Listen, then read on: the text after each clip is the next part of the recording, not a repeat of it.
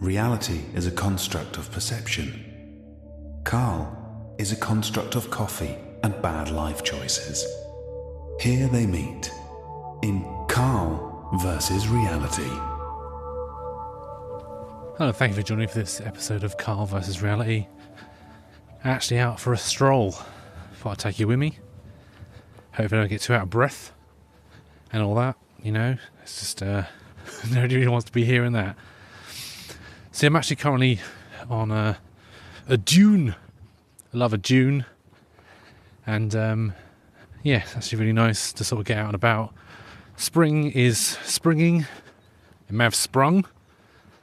It's hard to tell, really, because this day and age, it's like the weather's all over the place. You think it's all right for a little bit, and then, you know, it can change so quickly.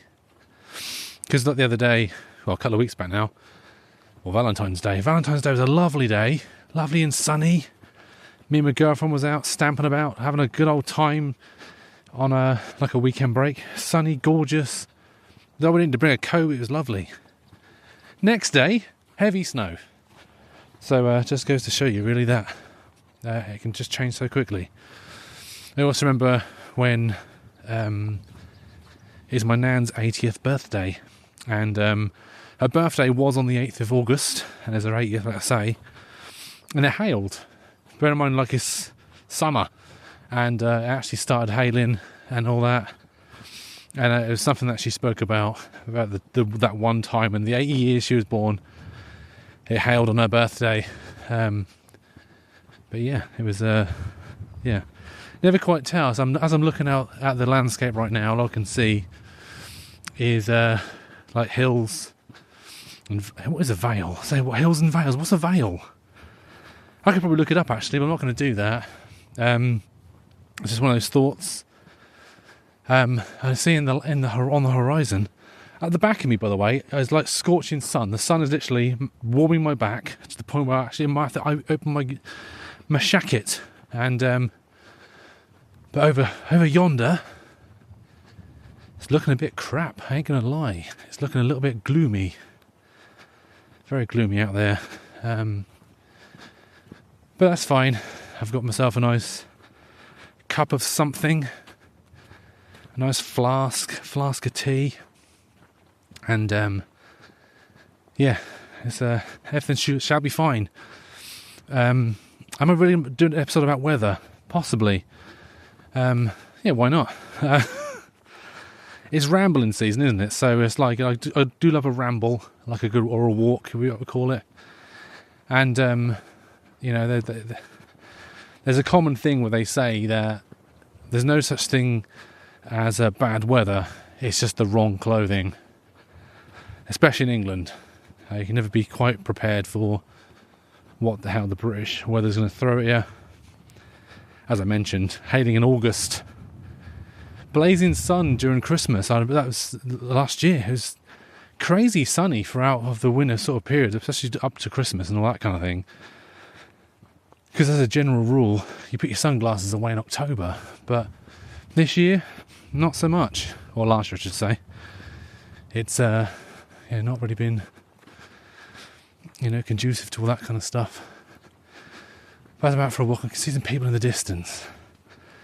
Is it going to be the obligatory, all right there? Or, that kind of thing, I don't know.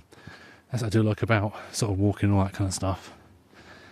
Something I've sort of grown accustomed to is actually saying hello to people. I didn't used to do that. In fact, I used to get quite grumpy with people. Oh, bloody people enjoying nature. It's my nature to be enjoying. I don't care now. We're both here for the same reason, and that's nature. So the plane can overtop as well. That's something I've actually found when it comes to, my thing is I like the idea of getting away, just getting far away from civilization, just try and get all that sort of background noise, get that out of the way. But no matter where I've gone, I've always found there's always something, be it a helicopter or an airplane or like beeping, reversing lorries or something. And it's you can't get away from it. And I used to get annoyed about it, but it's just the ebb and flow of the country I live in, so it's not too bad. I actually remember a good few years ago, I ended up, during a spout of bad mental health, I just needed to have peace and quiet, but I couldn't get it. No matter where I went, no matter what I did, I couldn't get the peace and quiet that I craved. Because I was living on a busy high street, like there's a bus stop outside my bedroom, and so I would hear that, like literally I'd be waking up and there was actually like the slow rumble of a idling bus and all that, and no matter where I went there's just traffic and noise, and I just couldn't deal with it. I'm very much a country mouse. I mean, I grew up in a village, and so the idea of being in a town wasn't much cop for me, really. So I found this walk, and that's what I do whenever I get the opportunity. A day off, I'll go out on this walk and try and see what's going on, see what's occurring. Annoyingly, there's not really been much in the way of birds. There's a few sort of skylarks, but they're not really picking up at the minute because it's not quite spring yet, so they'll probably pick up in a little bit. Yeah. So I had a nice little chat with a gentleman on my way up here, actually. In fact, I might actually do a little bit of editing. I do apologise, I don't usually do that kind of stuff, but I might edit in some of the conversation I had. I also found a cat as well, so yeah, I'll edit that in now. Right there. How's it going, alright? Lovely morning, isn't it? Oh yes, I'm getting all the birds. Trying to get as many birds as I can. I love the sound of birds, so. Yeah, there's skylarks on the here. There was 2 or 3 skylarks. Yeah. Ring plovers are back now, but don't give you much song. They're not singing too much this time of the year because No. that's a little bit early, I suppose. Yeah. I'm up for anything really. Seagulls, the lot. I don't really mind. Seagulls are lovely, I think. You've got a group of covids up there, or corvids rather, not covids. Yeah, yeah. And you sometimes see a marsh harrier come over. That won't give you any sound, unfortunately. No, that's all right. I like the ambient sound anyway, so that's fine. Lovely, isn't it? Are you with this crew here doing the? No. I'm just doing it for my own personal use. Your own personal use, lovely. Yeah, yeah. And this is one of the few places you can hear yellowhammer in the summer. Oh, nice. Little bit of bread and no cheese. Little bit of bread and no cheese. Yeah, nice. But that's a lovely spot here. But somebody said the beach where the tern's nest has taken a bit of a pasting. Yeah, yeah. In the storms last week, and I went and had a look at it, and I'm not sure if that's going to be suitable for them this year. They're pretty pernickety, aren't they? Yeah, they always find their way there, don't they? So but they make a lovely sound, don't they? The little that's terns. what I mean. You've got to love them, really. Yeah. Yeah, I'm just happy that it's a nice-ish kind of day, because it's been, yeah. We've had bloody crap, haven't we? I know. Last time I was out, it was freezing cold. I was sat in a tree, like, shivering with my cup of tea. Well, the best of luck. Thank you so much. And that's what I like about, rambling and walking about and all that kind of stuff. So yeah, the idea is that I like going out and just trying to find the quietest place I can find. I've yet to find a really quiet place. There's this place I actually went to a couple of months back, actually. It's this gorgeous mill, a place called Horsted Mill. And there's this sort of very sort of busy river, sort of proper, all that kind of thing. It's lovely. Got some nice recordings of that.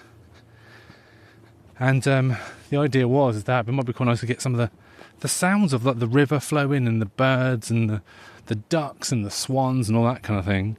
But my recordings were completely ruined by the fact that there's a busy main road, and it ruined most of it, to be fair. It's like right now, as you can hear, another plane. So it is what it is, isn't it? Pheasant there as well, but we didn't hear that or not, I don't know. Just saw something on the floor, actually, a razorfish. A razorfish? Cuttlefish? I'm pretty sure it's a razor shell.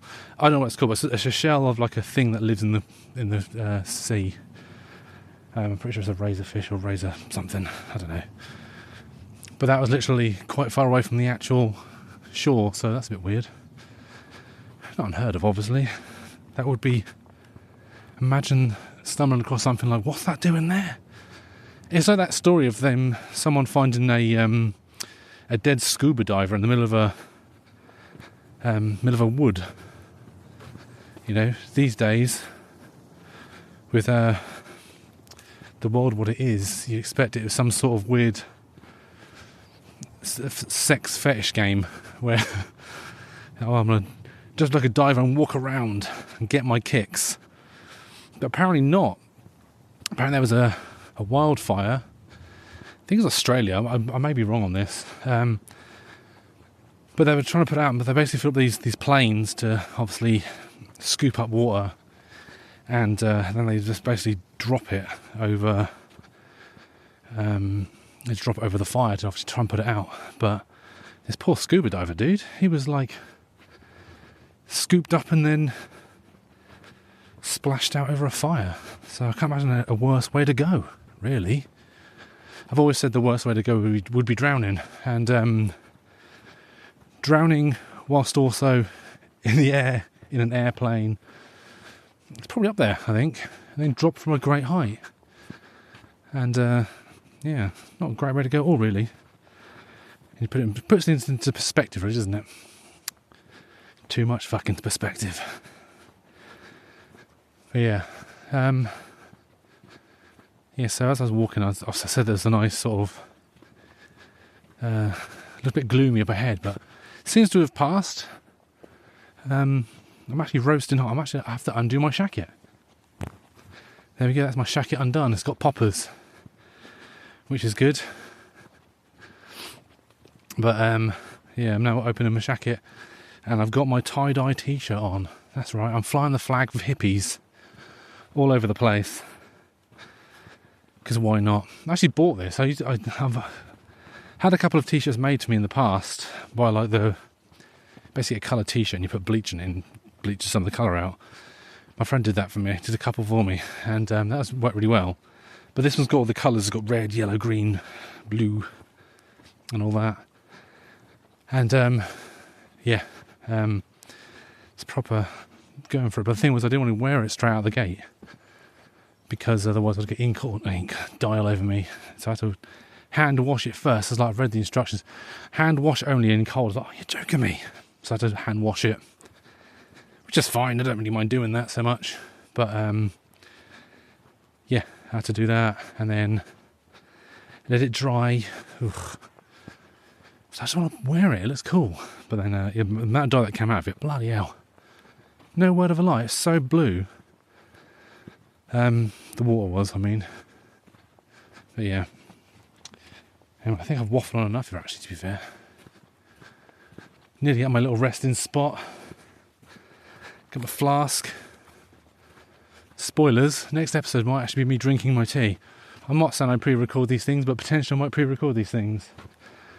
Because I don't think people listen on a regular basis, but it's one of those where sometimes I sort of don't record one in the week, and then it's been like a couple of weeks I haven't recorded one because mental health reasons and all that. So I'd rather get a couple in the bag. So yeah. Yeah, thanks for joining me for this. Hope it hasn't been obnoxious and horrible listening to me go. We don't know. Anyway, thank you for joining me. I do appreciate it. Until the next time, don't forget to obviously YouTube and Instagram and TikTok. I haven't posted those for a while, to be fair. Get told to do those things, but I can't be bothered with it. I just don't understand it. But yeah, anyway, until the next time, take care of yourselves, and ta-ta.